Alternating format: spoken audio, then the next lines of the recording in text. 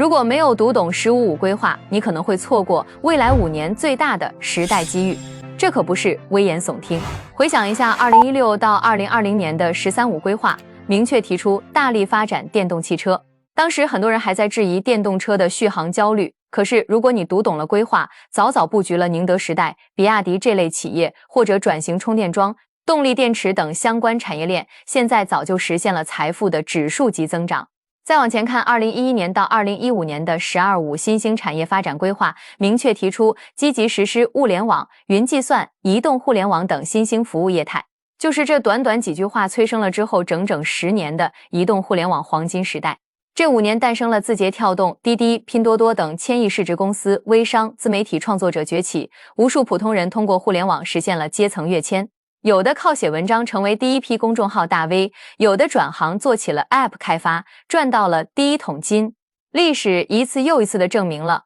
5年规划不是一份冰冷的政策文件，而是一张标注了未来财富密码的藏宝图。它决定了未来5年哪些行业会得到政策扶持、资金倾斜、人才涌入，也预示了哪些领域将诞生下一批行业巨头和造富神话。而就在昨天，“15+5”规划建议正式发布，这份规划将深度影响每个人的财富命运。大家好，我是微笑。作为政府工作起承转合的重要节点，每一次5年规划都值得我们普通人好好学习、研读、研究、挖掘。这些目标会深刻影响大家的就业、投资、买房，甚至是股票等等行为，值得每个人深度关注。毛主席在60年前的神预言即将实现。他在毛选中写道：我们的目标是要赶上美国，且要超过美国。美国只有1亿多人口，我们有6亿多人口，我们应该赶上美国。究竟要多少年？得看大家努力，至少50年，也许75年，75年就是15+5年规划。哪一天赶上美国，我们才吐一口气，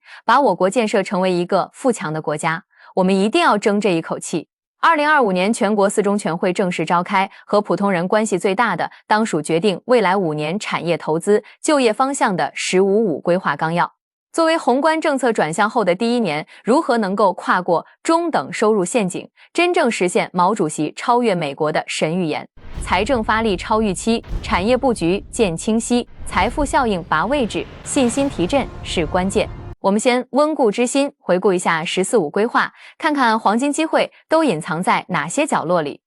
“15+5”规划用几个核心关键词概括，就是解决卡脖子问题。国家围绕提升产业创新能力，构建安全可控的产业体系，出台多项政策，推动战略性新兴产业高质量发展。从政策培育的幼儿园、小学生阶段，推进到集群突破的中学生阶段。从技术跟随世界领先跑到自主引领勇闯无人区，集中力量办大事，优先解决科技自主可控、基础零部件、基础材料、基础软件、重大装备等领域，补短板，强链固链。这几个板块大家回忆一下，尤其是半导体领域的基础零部件、材料、软件等等，这几年是不是都在资本市场表现不俗？在具体布局上，集成电路方面重点突破芯片设计工具、关键制造设备和高纯靶材等关键材料瓶颈，攻克先进工艺节点制造技术和特色工艺，推动先进存储器和宽近代半导体产业化。人工智能方面，这可是5年前还没有 ChatGPT 的。构建深度学习框架等开源算法平台，推进专用 AI 芯片研发，在图像识别、语音识别、自然语言处理、智能推理决策等方向形成原创成果。生物医药方面，聚焦基因组学、合成生物学、创新疫苗和抗体药物研发。新能源方面，瞄准氢能与储能、高效光伏、先进核能等清洁能源技术。“15+5”时期，财政投入占研发总投入比重提高到8%左右。前瞻布局量子信息、类脑智能、未来网络、脑科学和生物技术等领域，提升产业链供应链的安全性和自主可控能力，逐步提高关键环节的国产化替代率，降低对单一国外供应的依赖。到“15+5”末，力争在一批制约产业发展的核心技术上实现重大突破，形成自主可控、可持续迭代的技术体系。从这一点来说，国产光刻机如果在“15+5”规划能出台，那可以说基本完成了之前的战略布局，再次证明了我们的长远眼光足够战胜美帝国主义东一锤子西一榔头的所谓制裁，这就是长期主义对短期主义的必然胜利。美国国内当然也有反思，但体制决定了不同的路线方向。沿着5年规划踏步前进，就是我们最终能胜利的核心武器。“十四五”期间，国家重点推动6大战略性新兴产业方向协同发展。新一代信息技术着力在云计算、AI、大数据、智能联网汽车、工业互联网等核心环节取得实质性突破。生物重点发展疾病预防、早期诊断、治疗技术与药物、康复及再造。中医药加强基因治疗、细胞治疗、免疫治疗、代谢调控等技术的深度研发与通用化应用。高端装备制造聚焦航空航天装备、海洋装备、智能制造装备以及民生高端装备等重点领域，推动大型运输机、大型客机、军用无人机等制式装备、卫星遥感通信广播、新型舰船及深海探测等关键制造工艺的自主研制和产业化。新材料加快先进无机非金属材料、先进金属材料、高分子及复合材料、高性能稀土材料、新能源与节能环保材料、信息功能材料、高端生物医用材料、前沿新材料与材料基因工程等方向研发应用。绿色低碳，提升动力电池、燃料电池、氢能与储能等技术水平，推动风能、光伏、生物智能、海洋能规模化应用。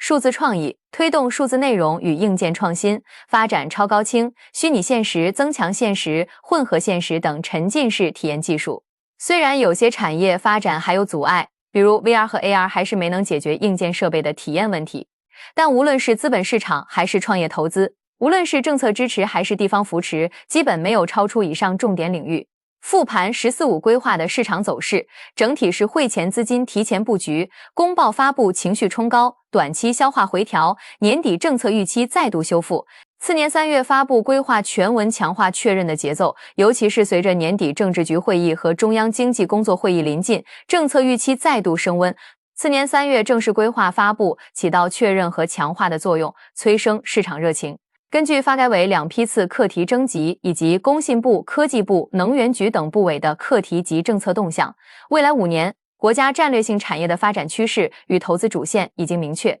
在新质生产力和高质量发展的战略驱动下，科技创新、绿色转型、高端制造、数字融合与制度供给等5大领域将构成“十五五”期间的政策核心。新质生产力是重中之重，细分行业包括4大类：战略性新兴产业、未来产业、数字经济、传统产业转型升级。尤其总书记在上海主持召开部分省区市“十五五”期间经济社会发展座谈会，强调“十五五”时期必须把因地制宜发展新质生产力摆在更加突出的战略位置。每个省份、每个城市都要找到自己的资源优势，发挥特长，不能一窝蜂都去搞算力、AI 等等尖端科技。第一大产业 AI 人工智能。当前我国已经形成覆盖基础层、框架层、模型层和应用层的完整人工智能产业体系。截止到2025年7月26日，我国大模型备案数量达474个，注册用户超30亿。深入实施人工智能加行动，有望带动制算中心、GPU 芯片、数据加工等底层产业创新，促进传统产业降本增效，提高全年要素生产率，并且在工业制造、消费、商贸流通、医药、教育、农业、减贫等领域深化赋能，推动自动驾驶、智慧城市等新兴场景落地，构建健康向善的人工智能应用生态。从估值角度来看，自人工智能加写入政府工作报告至2025年8月6日 ，A 股 TMT 板块整体表现领先，通信板块、电子板块等涨势较好，其中硬件端受益于低估值与业绩高增长，呈现明显的戴维斯双击效应。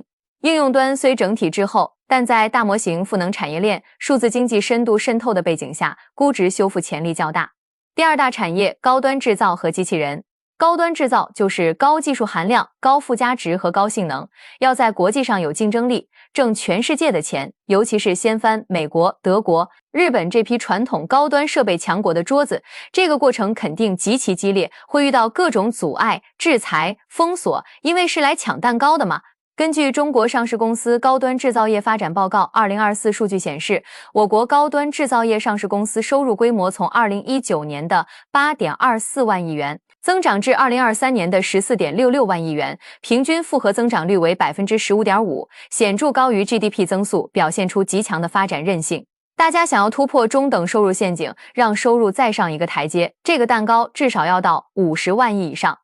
机器人毫无疑问是高端制造里的尖端代表了。中国如今的机器人产业在全世界也可以说是数一数二。人形机器人被视为智能制造与具身智能的重要方向，未来将在工业生产、物流搬运、公共服务、医疗康养等领域具有巨大机会。“15+5”这5年，中国人形机器人要争取量产商业化，甚至是卖到全世界。预计到2030年，中国人形机器人产业规模将增长至861亿元，10年翻10倍。2025年全球人形机器人市场销量有望达到 1.24 万台，市场规模 63.39亿元。到2030年，全球人形机器人市场销量将接近34万台，市场规模将超过640亿元。到2035年，全球人形机器人市场销量将超过500万台，市场规模将超过4000亿元。高盛甚至大胆预测，到2035年，全球范围内人形机器人市场规模有望达到1540亿美元，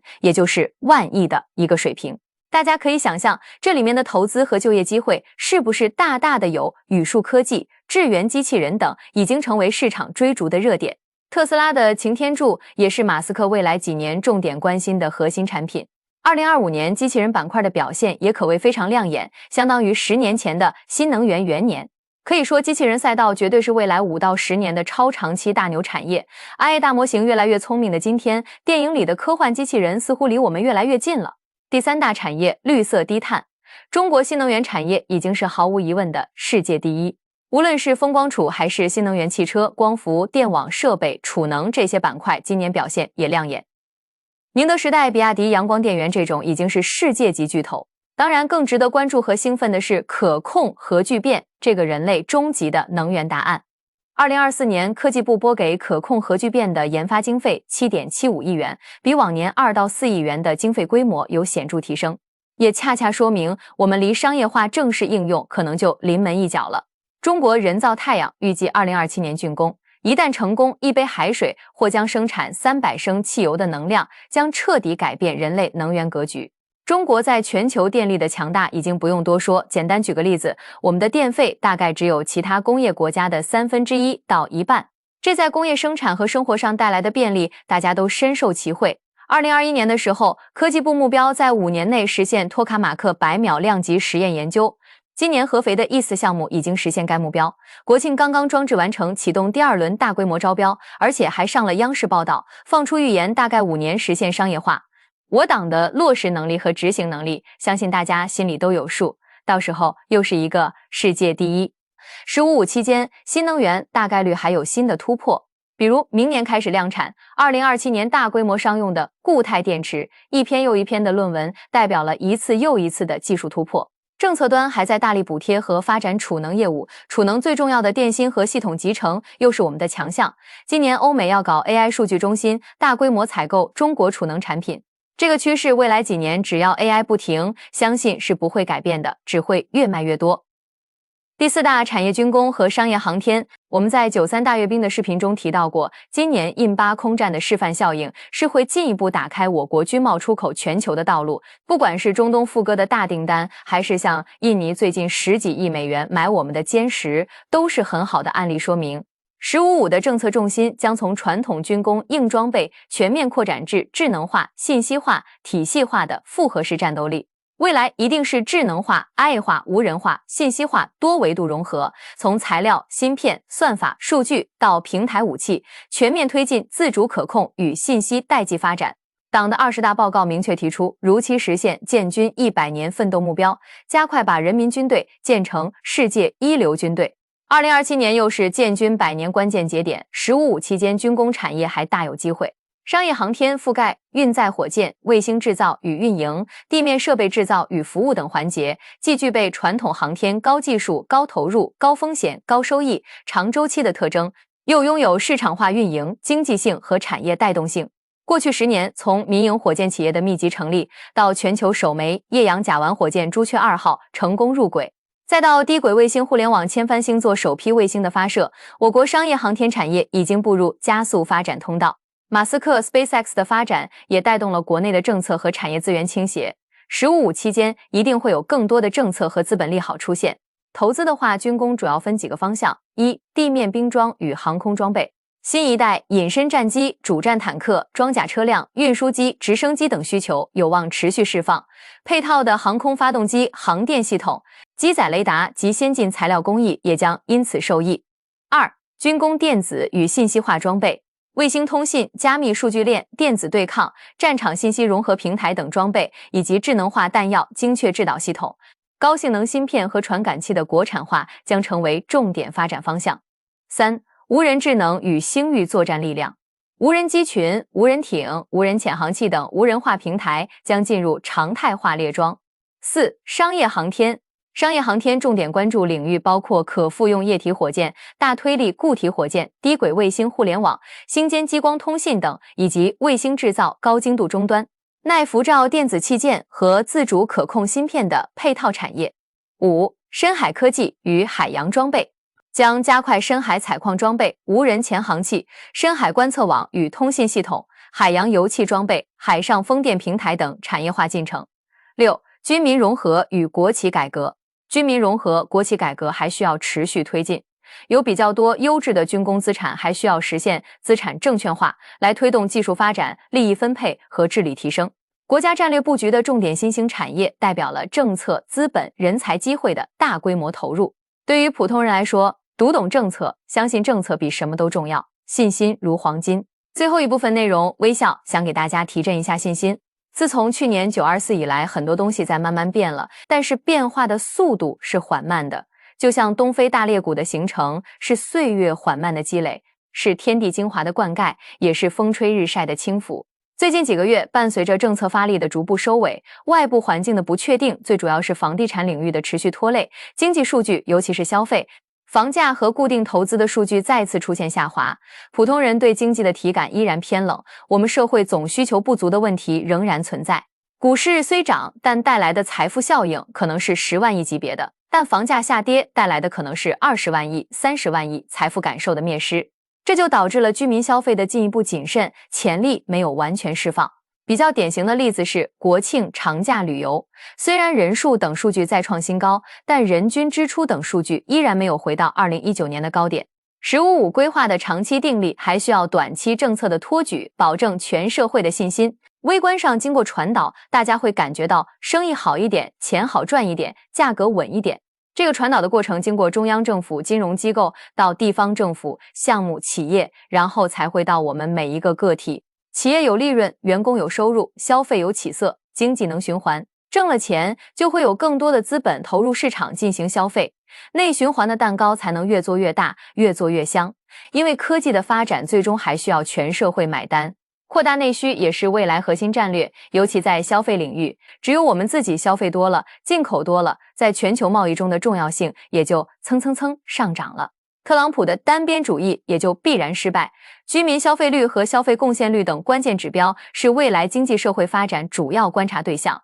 “14+5”最终消费支出对经济增长的平均贡献率比“13+5”时期提高了 8.6%， 但最终消费率 55% 仍显著低于全球 80% 的平均水平。2025年以来，从提振消费专项行动方案到关于金融支持提振和扩大消费的指导意见，不断强调高层对于消费经济的重视，期待未来国补等实质性政策持续延续，激活老百姓的消费欲望和能力。中央学习时报这周发了一篇长文，努力稳股市，让老百姓的消费底气更足。这里涉及到老百姓口袋里的财富效应。归根到底，只有大家有钱了，消费的习惯才会慢慢改变，底气才会不断提高。除了房地产、股市以外，初次分配等等的机制性改革，增加老百姓收入的改革，相信也能在“15+5”期间落地，让大家的财富真真切切的多起来。5年规划从来不是一份简单的文件，而是万亿资金流向的指挥棒。